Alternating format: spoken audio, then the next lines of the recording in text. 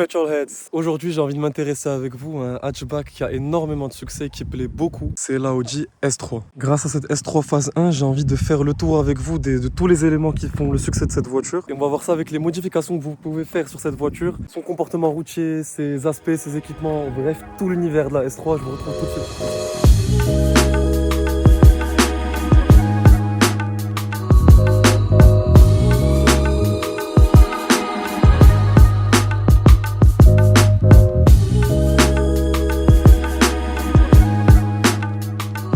On va faire un petit launch pour voir. Il y a un vrai launch control sur la voiture, on va voir ce que ça a dans le ventre. Tout est off.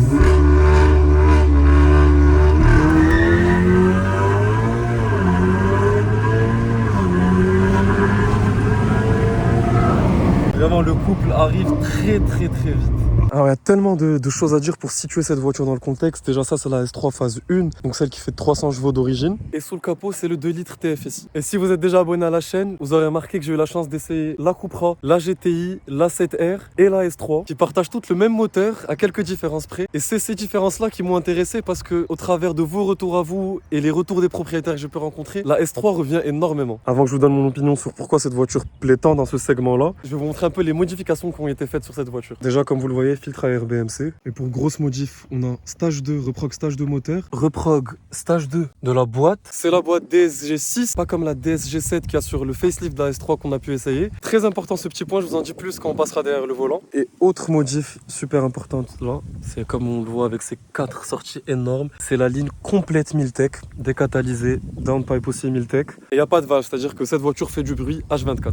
Je vais vous faire écouter ça bien sûr tout de suite. Juste avant, je vous montre ce que j'ai le plus aimé dans la configuration de cette voiture, qui fait vraiment très S3 avec les rappels en alu ici et les barres de toit en alu. C'est la peinture de la voiture, le Havana Black. C'est un noir avec des reflets mauves. J'espère que vous allez arriver à voir ça avec le soleil. Sinon, on a ce front splitter qui a été rajouté par le proprio. L'immense calandre full black, rappel S3 en rouge comme toujours. Et vraiment beaucoup d'entrée d'air ici. Regardez, même là, c'est une entrée d'air. Le refroidissement n'est pas laissé au hasard. D'ailleurs, il y a un intercooleur de prévu qui va arriver sur cette voiture. Les freins de la S3 avec les étriers rouges. Belle petite jante, assez sportive, assez discrète. D'origine, on a ce petit béquet qui sort. Et sinon, on a aussi ce diffuseur arrière qui a été rajouté par le propriétaire. Avec ces petites palettes en alu à l'intérieur. D'ailleurs, l'intérieur, regardez-moi ce que j'aime le plus, c'est les sièges baquets. Alors c'est clairement pas la même finition que ceux qu'il y a sur le facelift qui sont tout en cuir plus racés. Mais je les trouve assez sympas avec les rappels en rouge, du tissu, le rappel S3. C'est la même philosophie qui est gardée dans cette voiture. D'ailleurs il y a du S3 un peu partout sur les seuils de porte, les tapis, l'écran central, le compteur, le volant, le rappel S-Tronic. On en avait parlé en commentaire sur la vidéo de la S3 facelift. S-Tronic DSG, c'est la même chose. Le rappel du Quattro qu'il y a sur cette voiture. Et le bouton start. Allez let's go,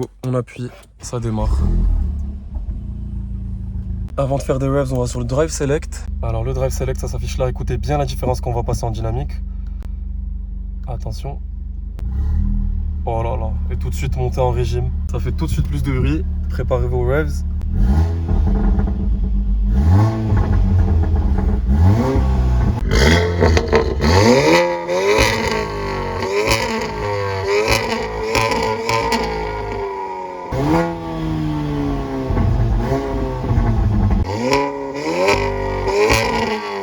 Ok, donc après qu'on ait vu de quoi elle était capable avec cette ligne Miltech, je partage avec vous le premier point qui fait pour moi le succès de cette voiture, c'est la qualité de ses finitions par rapport à ses concurrentes. C'est une finition clairement au-dessus de la Leon, de la GTI et de la Golf 7R. Peut-être que sous cette phase 1 ça se voit un peu moins, mais sur la phase 2 le ressenti est vraiment énorme. On a de l'alu partout, les surpiqûres sont vraiment magnifiques. De l'alu encore sur toute la console centrale, toujours les rappels en rouge. Et même les sièges en tissu reflètent une très bonne qualité. Alors perso j'aime beaucoup les volants Audi, alors ce volant là je kiffe de ouf. Celui qui arrive après est plus beau, mais j'aime bien comment il a vieilli celui-là aussi. Et l'autre coup de cœur c'est vraiment les sièges. J'aime beaucoup le tissu et un peu de cuir avec les rappels en rouge, c'est vraiment top. Et la S3 c'est un hatchback, donc on passe tout de suite derrière le volant pour se faire kiffer un peu.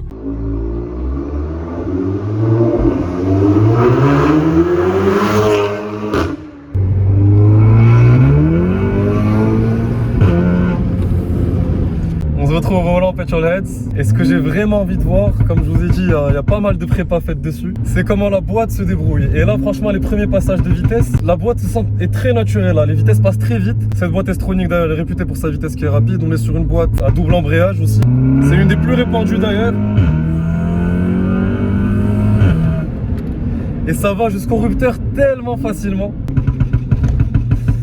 Et ces retours. Tu as fait une reproque Pop & Benz ou là ça vient tout seul avec... Non, c'est une reproque Pop & Benz. D'accord. Alors question puissance avec ce stage 2, on tourne aux alentours des 390 chevaux. Encore une fois, non vérifié parce qu'il n'y a pas de banc où vérifier ça, donc grosso modo c'est ça. Mais comme vous avez vu avec les précédentes vidéos, là vraiment ce qui m'importe c'est pas le nombre de puissance qui est annoncé, c'est de voir comment la voiture réagit à ces modifications et le plaisir que tu as en plus grâce à ces modifications. Et comme vous avez vu là, excellente reprise. Très bonne surprise cette boîte DSG6 qui contrairement à la DSG7 est plus fiable. D'ailleurs c'est la boîte, si vous vous souvenez, qu'on retrouve dans la Cupra. Après là sur cette ligne droite complètement vide, c'est là que tu sens l'avantage du... Enfin c'est pas là que tu sens, mais tu sens vraiment beaucoup l'avantage du système Quattro sur cette voiture. Ça pousse tellement, il y a du couple en plus finir. Les retours, ça s'arrête pas. Après je vous dis, l'avantage du système Quattro, ça va vraiment être en virage. C'est d'ailleurs comme ça que ça s'est connu le système. On l'avait vu avec la Audi Quattro qui avait tout gagné en rallye dès ses débuts, qui avait beaucoup marqué. Vous savez que je suis plus propulsion ou plus traction, tout ce qui est 4 roues motrices, j'ai l'impression que tu t'en lasses vite. Mais j'ai appris depuis la CLS 63 que si tu pousses ce genre de voiture en virage, c'est un tout autre monde. T'as tellement plus de possibilités grâce à un système Quattro comme ça. Et ce point là, je pense que c'est un autre point qui fait tout le succès de la S3, c'est que très modifiable. Tu peux vraiment la modifier à ton goût, comme vous avez vu celle-ci, que ce soit esthétiquement. Il y a un nombre incalculable de modifs à faire. Et à la performance qui suit. Vraiment, le bloc de l'ITFSI, il a tellement de potentiel.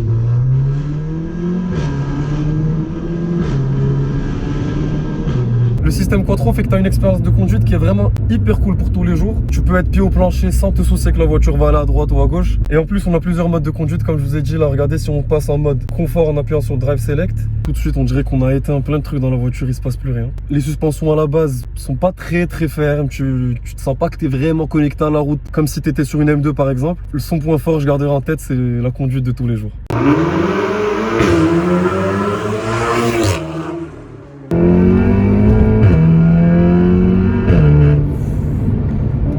Première accélération Petrolhead, deuxième 5000 tours minute.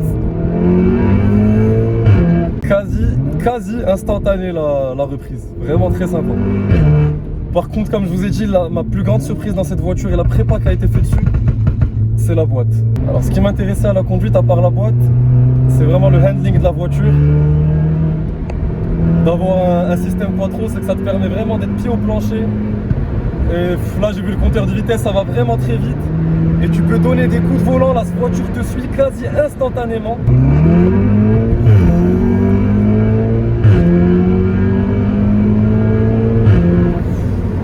En même temps ça va très vite, mais en même temps tu as le temps de profiter de toute la sonorité qui avance et le petit pop au moment du passage de vitesse, c'est très satisfaisant. L'autre point Petrolhead, qui est le grand point fort de cette S3 et qui fait que moi je l'aime beaucoup, c'est que c'est un daily parfait. Que ce soit en mode confort, en mode dynamique, les suspensions ne sont pas du tout très fermes, c'est très confortable. Et regardez là, je suis passé en mode confort, on entend à peine le bruit du moteur. Regardez, je vais downshift un peu. Les retours sont légers, vraiment très légers. Donc c'est une toute autre voiture quand tu passes en mode confort.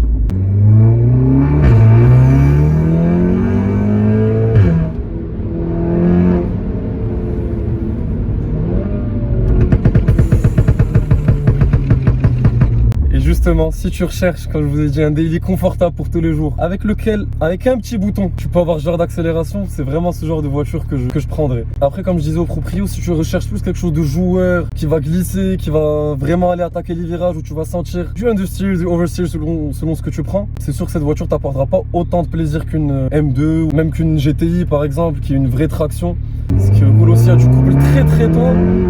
Et ce que j'ai beaucoup aimé avec cette prépa, c'est que la puissance passe vraiment au sol. Le voyant s'allume jamais, toute la puissance est là. Tu veux rétrograder, ça part direct.